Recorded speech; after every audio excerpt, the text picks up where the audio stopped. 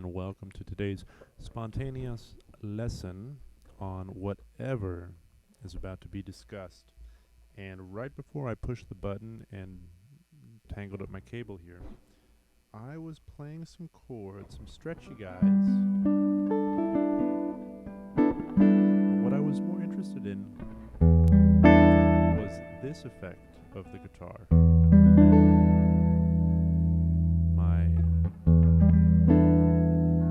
My organic vibrato with my body, right? If I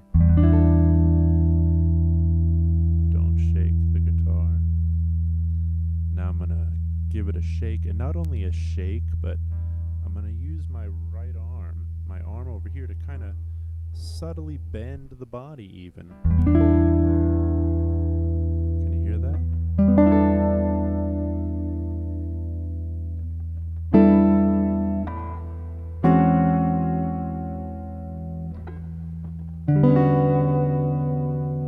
Don't want to overdo it. See, a lot of players, you can even do this with single pitches. And to me, this is sort of a remedy for players who over vibrato with the bending. I mean, it's good when you do it well, but sometimes it's just you're wobbling all over the place, right? And I can understand wanting to get a sense of voice, right? Or just that organic vibrato of the voice. And we can do that not so much by bending. I mean, we can do it with bending, but we can do it subtler and with a more refined range when we either you're sort of shaking the instrument or bowing it, right? You can also, the left hand pulling subtly and the right elbow pulling subtly the other way. Can you hear that? Right, if I don't do it, now I'm going to do it. Subtle, right? But that subtlety does a lot. It humanizes the sound. And now you can also do this with single pitches. I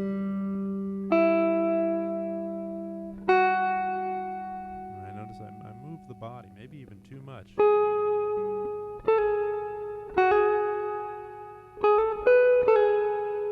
If I hold perfectly still, if I wiggle, even my articulation changes if I'm trying to bring in some of that natural vibrato.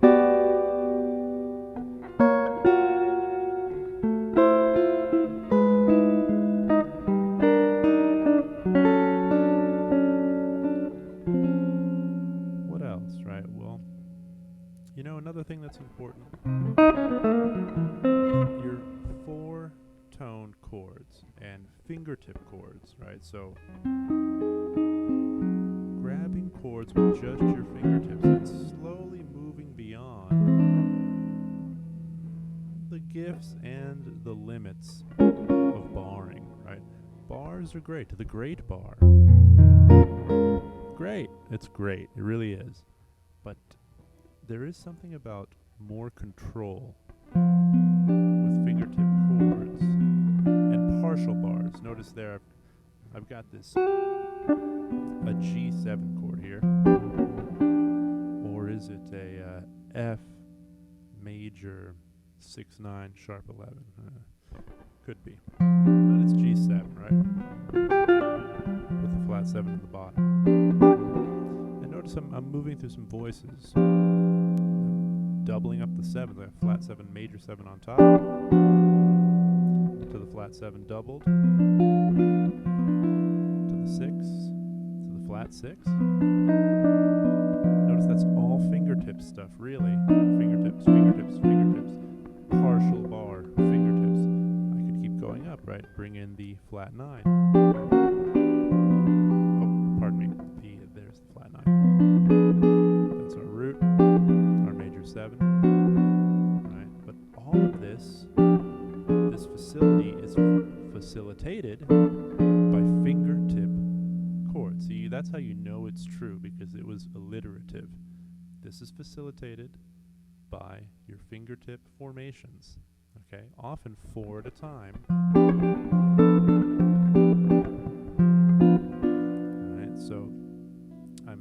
many of you are aware of these, right? Within those, rather than this,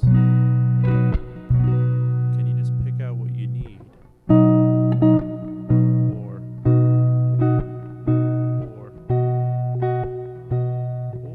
I'm just pulling out major triads there, and it's forcing me to fingertip. And another thing is, when you do fingertip, it's the individuation of each note aligned with a finger kind of helps with the analysis, right? I can see that my ring is on the 5th, my pinky's on the root, my middle is on the 3rd, and somehow that can get lost in the wash of the giant bar, and we can just never ever analyze anything, right? All the bars, which is great. I like to just grab rando bars. That can be dangerous, like going into rando bars. You want to be a bit more careful. And also on the guitar, when you just grab rando bars, but there's lots of random bars to explore. Right, we get that 4th feeling, the nature of the tuning of the guitar. That B string becomes of supreme importance when barring, because, well, it's the one moment where the tuning changes, and it's also that string that enables our cowboy chords to exist, right? And it gives you a 5th as a parallel right across the strings, right? The 5th of something on the low E string is on the same fret of the B string, right? 5ths. Do you? Well, actually you do, from the D string to the E string.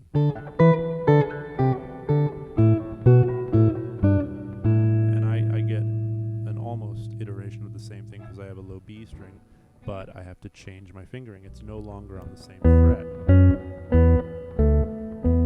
Right, you want to know where 5ths are, right, and why? Well, think on the piano, often in the beginning or, early on, the left hand is grabbing octaves and 5ths. Right, to give sort of a floor for the right hand to work on, right? Well, we want to know, where is that floor on the guitar? I'm sure we know of power chords.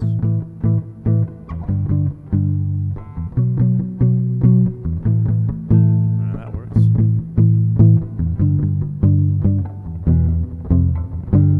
But can you do it another way? It's still a power chord, that's 1 and 5.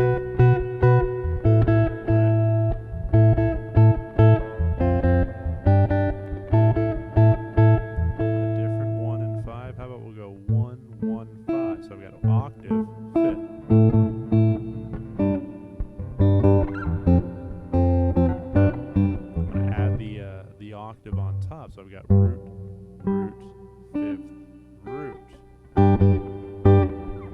3, and. It's getting a little stale, right? There's no thirds. No nothing else. I'll add a 9. Like this, 3.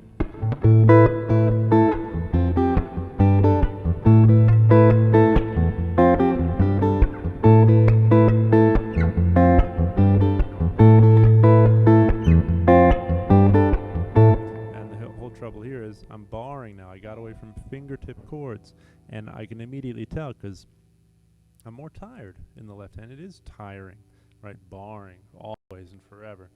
You want to get those dyadic moments that stabilize harmony. So 5ths, octaves, know where your diads are. 3rds. Pardon. Right, I mean, and of course we want to know where every dyad is, right? Minor 2nd, 2nd, 3rd, flat 3rd, 3rd, 4, sharp 4, 5, flat 6, 6, flat 7, major 7, octave, flat 9, 9, flat 3, major 3, to the 4, sharp 4, to the 5, flat 6, to the 6, flat 7, major 7, to the octave, to the flat 9, to the 9, to the minor 3rd, to the major 3rd,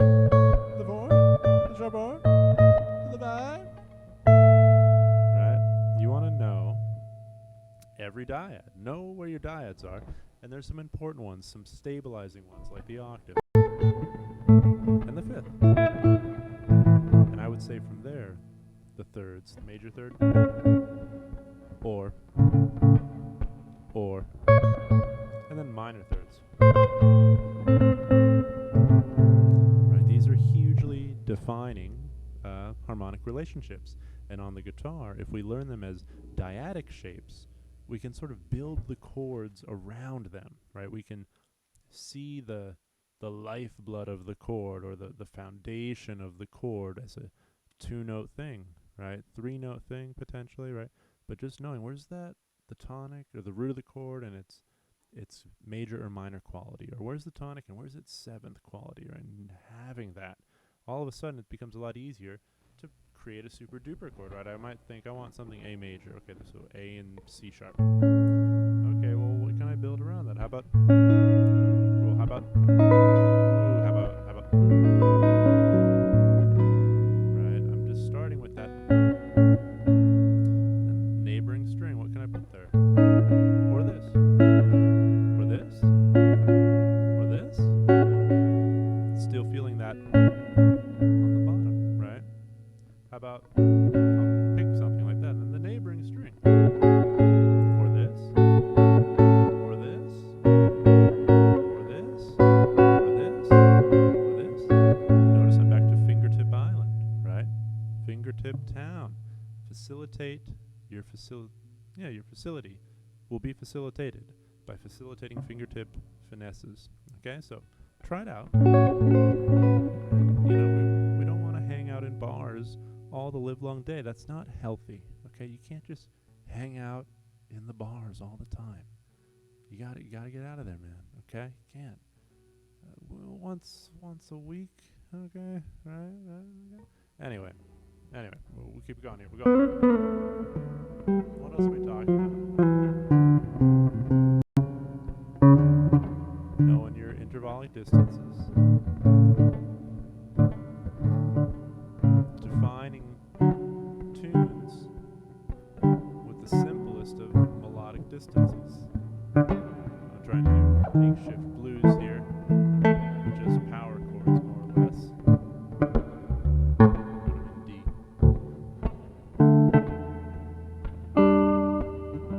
It's 1 and 5. Flat 7. 4 chord. 1 chord. No thirds yet. 5.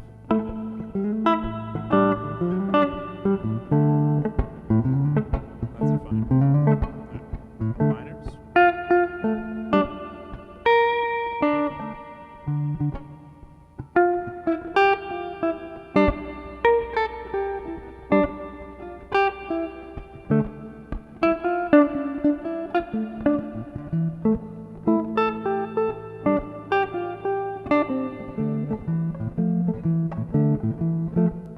Oh my gosh. I have to address this. But, well, it's a different video. It's a different video. The question is, if you're in a minor key and you build a minor triad, is it a minor triad off the flat 6 degree? I guess we're talking about it. What is that chord? As if I'm in the key of C minor.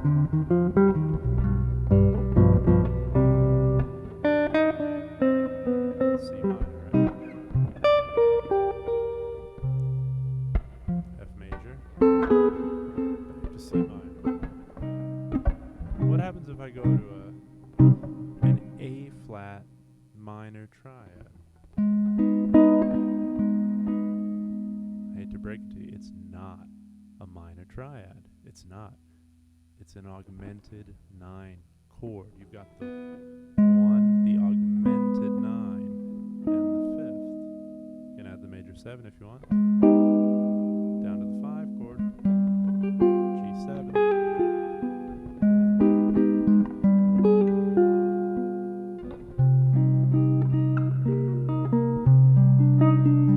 It's